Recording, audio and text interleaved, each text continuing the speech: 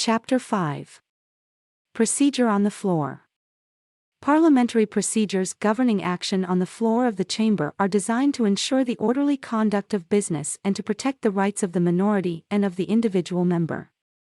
These procedures are not arbitrary but have evolved throughout the history of legislative assemblies. An understanding of parliamentary practices is essential to effective work as a legislator. Authority and appeals. Procedure is prescribed by the rules of each chamber.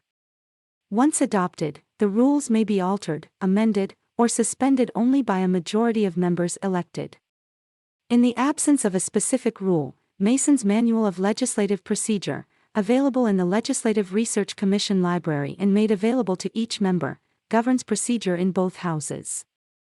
The President of the Senate and the Speaker of the House decide recognition of members desiring to speak, decide all points of order and questions of procedure, and rule on whether motions are in order or amendments are germane. Decisions of the presiding officers on points of order are recorded in the journals.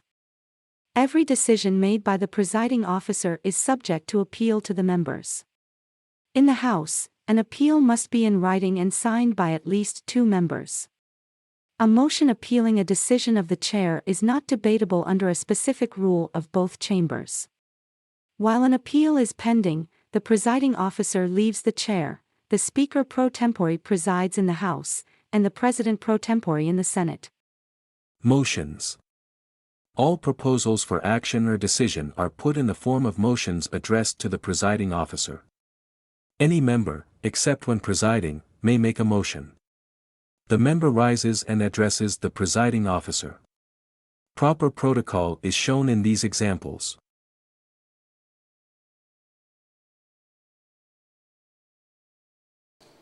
Gentleman from Burford, for what purpose do you rise? Mr. Speaker, I move that the gentleman from Odom 59 be nominated for Speaker, that nominations cease, and that the gentleman from Odom 59 be elected by acclamation.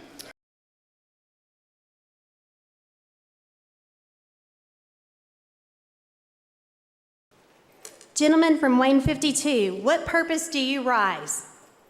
Madam Speaker, I move that the gentleman from Lincoln 80 be nominated for Speaker pro tempore of the House.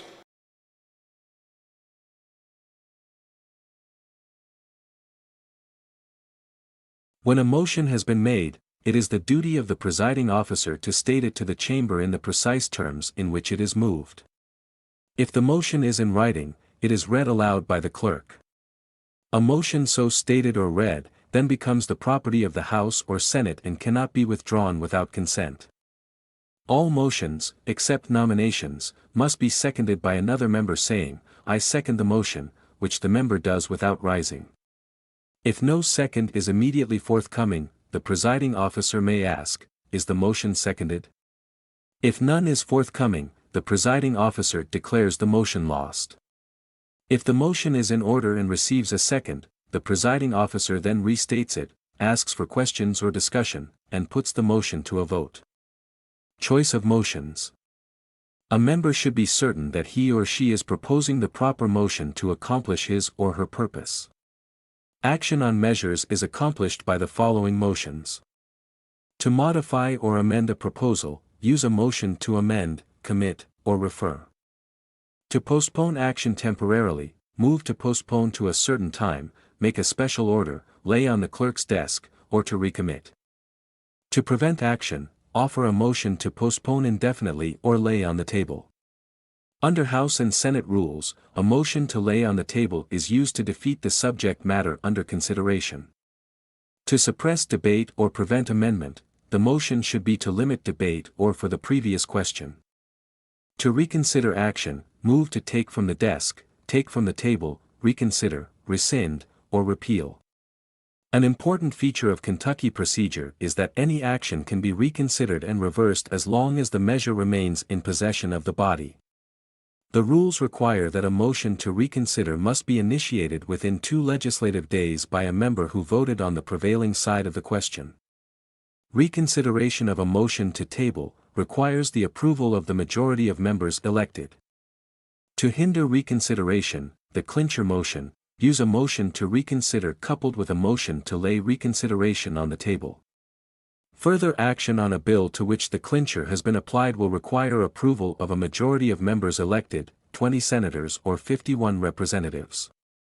Any member, regardless of his or her vote, may offer the clincher motion. Precedence of motions. Some motions may be proposed and considered when a question is pending before the House. The order of precedence of those motions is set by the rules of each House. 1. To call the House when there is no quorum present. 2. To fix the time to which the House shall adjourn. 3. To adjourn. 4. To take recess. 5. To lay on the table. 6. For the previous question. 7. To limit or extend limits of debate. 8. To postpone to a fixed time. 9. To lay on the clerk's desk. 10. To refer or commit. 11. To amend, and 12. To postpone indefinitely. The first 7 of these motions are not debatable. A motion to strike out the enacting clause has precedence over motions to amend. If such a motion is carried, it kills the bill. The Constitution of Kentucky requires each bill to contain an enacting clause. A second motion to adjourn, to take a recess, to lay on the table, for the previous question, to limit or extend limits of debate, to postpone to a time certain, to lay on the clerk's desk, to refer or commit, or to postpone indefinitely shall not be in order on the same day on the same question, unless other business intervenes, except that amendments may be made to the time to which it is proposed to postpone, adjourn, or recess. Questions of privilege. Motions relating to the rights or comfort of the chamber or its members are questions of privilege. They have priority over all business, except motions to call the House, to adjourn, or to recess, so that the member can secure immediate action. Questions of privilege concern the safety, dignity, and convenience of the House, or the reputation and conduct of an individual member. Motions to adjourn. Motions to fix the time to which the House shall adjourn, and to take a recess have precedence over all other motions, except for a call of the House in the absence of a quorum. These motions may be proposed at any time except while a member is speaking, while a vote is being taken, or while the Committee on Committees is reporting, and are not subject to debate. The House rules require that all motions to adjourn be put to a roll call vote. Debate. Some limits are imposed on debate to prevent a few members from monopolizing the time of the House.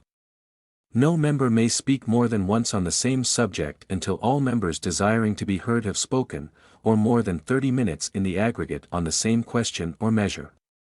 Unless the previous question has been ordered, a motion is in order to set a time limit for debate on a question. The time limit established by such a motion is allotted by the presiding officer between the opponents and proponents of the measure, and the adoption of such a motion does not prevent the offering of additional amendments.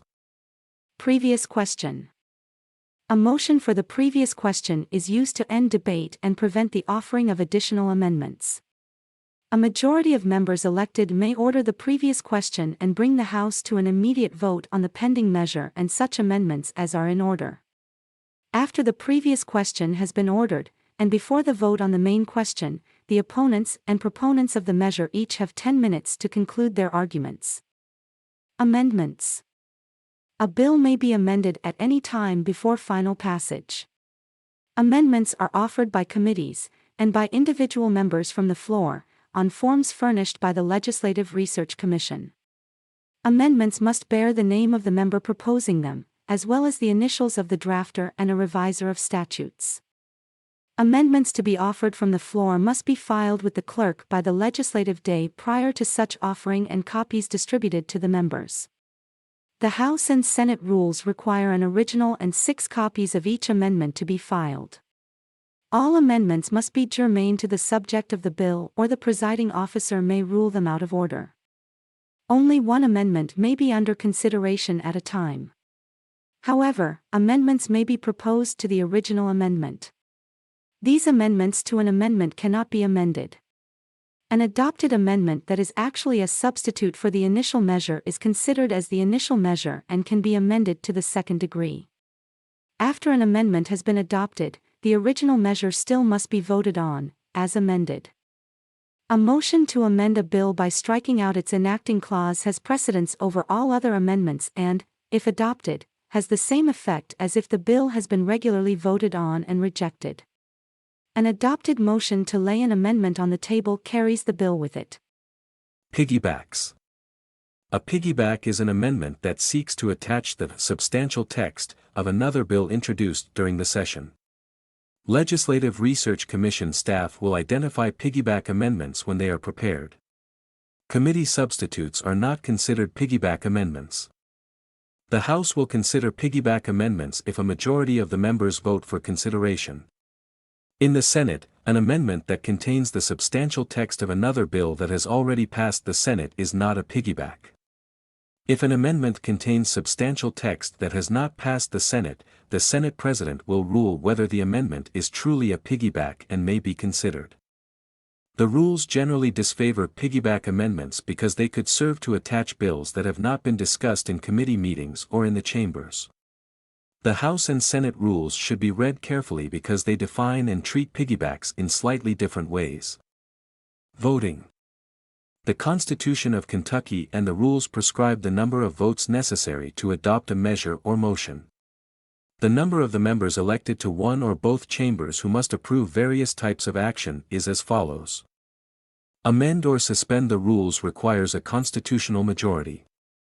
Declare an emergency in a bill requires a constitutional majority. Final passage of any bill or resolution having the effect of law requires 2/5 and a majority of those voting. Final passage of any measure appropriating money, creating a debt, or having emergency clause requires a constitutional majority. In an odd-year regular session, final passage of a bill raising revenue or appropriating funds requires 3/5. Override a veto requires a constitutional majority. Propose a constitutional amendment requires 3/5. Propose a constitutional convention requires a constitutional majority.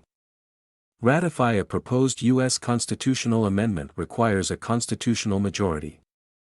Read into the calendar bills reported unfavorably or without expression requires a constitutional majority. A member may vote only while at his or her desk or while visibly approaching it. A member may not vote on any measure in which he or she has personal or private interest, or the member may be expelled. A member who is going to be absent may arrange to pair his or her vote with a member who is on the other side of the question. All pairs are recorded in the journal. Types of voting. There are various ways of voting, or deciding, the question in the General Assembly. The simplest method is by unanimous consent of the members, which is often used for routine procedural matters. The presiding officer states a proposal and declares that if there is no objection, the question will be approved, or, without objection, it is so ordered. A voice vote, viva voce, is used for minor procedural decisions.